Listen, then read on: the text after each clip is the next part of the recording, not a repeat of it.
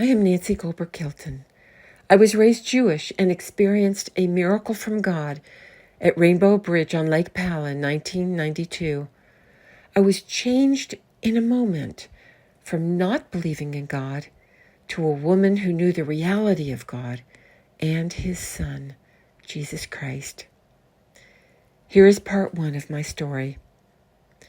As a young Jewish child, I felt close to God as I sat in the synagogue listening to our rabbi.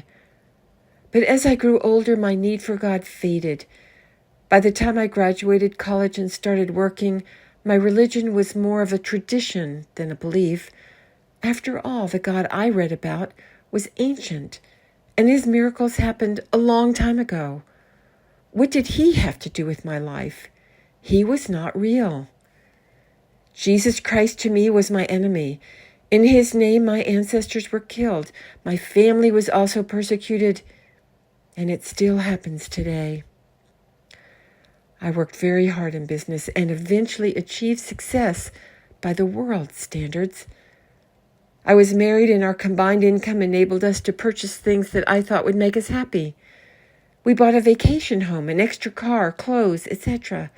We could say, "Look at us. We are a success." But the things we owned ruled our lives as we had to work longer hours to support them. The outward appearance was very important. I had the trappings of success by the world's standards, but inside I was empty and afraid. I hated to go home at night as my marriage was failing, so I worked late and long hours. I would ask myself, what more is there to life?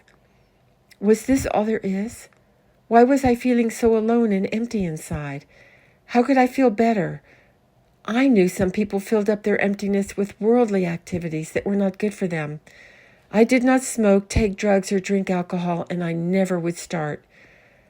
I knew that was not the answer.